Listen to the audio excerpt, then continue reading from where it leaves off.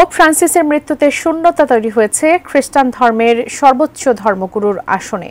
ধর্মীয় এই সর্বোচ্চ অভিভাবকের প্রস্থানের পর নতুন পোপ নির্বাচনে পাড়ি দিতে হয় এক ঐতিহাসিক রীতিনীতি ও জটিল প্রক্রিয়া।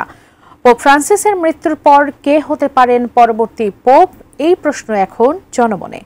পোপ নির্বাচনের সেই ব্যতিক্রমী প্রক্রিয়ার খবর জানাচ্ছেন ইমতিয়াজ আলম। ক্যাথলিক খ্রিস্টানদের শীর্ষ ধর্মীয় নেতা পোপ ফ্রান্সিস মারা গেছেন।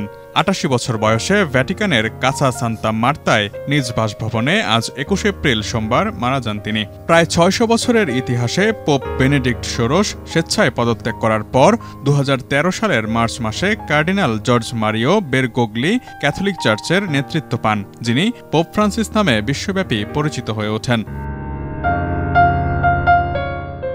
নিউমোনিয়ায় আক্রান্ত পোপ ফ্রান্সিসকে এবছরের ১৪ ফেব্রুয়ারি হাসপাতালে ভর্তি করা হয়েছিল। পরে বেশ কয়েকবার তার শারীরিক অবস্থা বেশ গুরুতর পর্যায়ে চলে যায়। ভ্যাটিকান জানায়, শ্বাস প্রশ্বাস সংক্রান্ত জটিলতার কারণে পোপ ফ্রান্সিসকে ভেন্টিলেশনে রাখা হয়েছিল। কদিন আগে হাসপাতাল থেকে বাড়ি ফেরেন পোপ।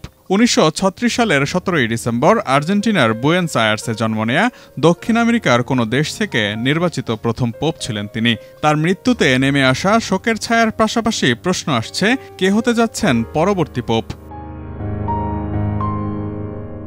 খ্রিস্টান ধর্মে পোপ হলেন সর্বোচ্চ ধর্মগুরু। যিনি পোপ হিসেবে নির্বাচিত হন, তিনি একই সাথে ভ্যাটিকান রাষ্ট্রের প্রধান এবং পৃথিবীর নানা প্রান্তে ছড়িয়ে থাকা সব চার্চেরও প্রধান।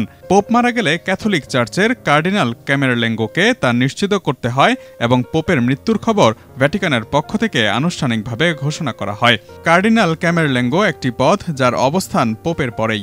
একজন চিকিৎসক ক্যামেরলেঙ্গোর সামনে পোপের পালস পরীক্ষা করে পোপকে মৃত ঘোষণা করেন।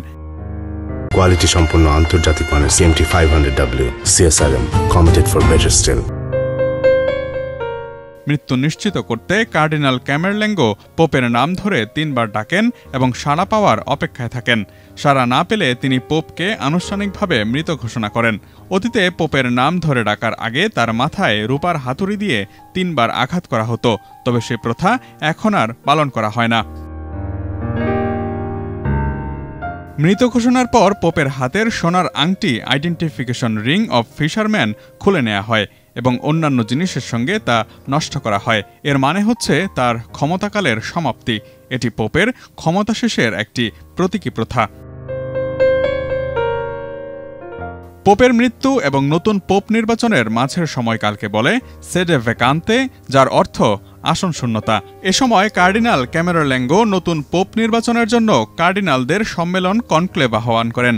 নিয়ম অনুযায়ী পোপের মৃত্যুর ১৫ থেকে ২০ দিনের মধ্যে বিশ্ব থেকে সকল কার্ডিনালদের অবশ্যই ভ্যাটিকানে পৌঁছাতে হয়। গোপন সম্মেলন বা কনক্লেভে প্রায় ১২০ জন কার্ডিনাল ভোটদান প্রক্রিয়ায় অংশ নেন। যদিও বিশ্বব্যাপী কার্ডিনালের বর্তমান সংখ্যা ১৩৫, তবে ৮০ বছরের বেশি বয়সী কার্ডিনালদের ভোট দেওয়ার অনুমতি নেই। ২/৩ ভোট পেলে নির্বাচিত কার্ডিনালকে পোপ হওয়ার জন্য আহ্বান জানানো হয়। আর যদি কোনো কার্ডিনাল ২/৩ ভোট না পান, তখন সব ভোটের স্লিপ নির্দিষ্ট চুল্লিতে পুড়িয়ে ফেলা হয়, যার কালো ধোঁয়া দেখে জনসাধারণ বুঝতে পারেন কোনো পোপ নির্বাচিত হয়নি এবং আবারও নতুন করে আলোচনা শুরু হয়। পোপ নির্বাচনের এমন সময় সাপেক্ষ ও গোপন প্রক্রিয়ার কারণে এটি নিশ্চিত করে বলা সম্ভব নয় যে কে হবেন পরবর্তী পোপ। তবে দ্য ইন্ডিপেন্ডেন্ট, ডেইলি ট্রিবিউন সহ বেশ কিছু গণমাধ্যমের পর্যবেক্ষণ অনুযায়ী পরবর্তী পোপ হিসেবে যে সকল নাম আলোচনায় রয়েছে তার মধ্যে অন্যতম ৭০ বছর বয়সী ভ্যাটিকানের secretary of the state Pietro Parolin, ৬৬ বছর বয়সী ফিলিপাইনের কার্ডিনাল লুইস অ্যান্টোনিও টেগেল, ৬৯ বছর বয়সী ইতালীয় কার্ডিনাল মাতেও জুপ্পির নামও সম্ভাব্য পোপ হিসেবে জোরে সোরেই উচ্চারিত হচ্ছে। Imtiaz Alam, desk report, ATN news.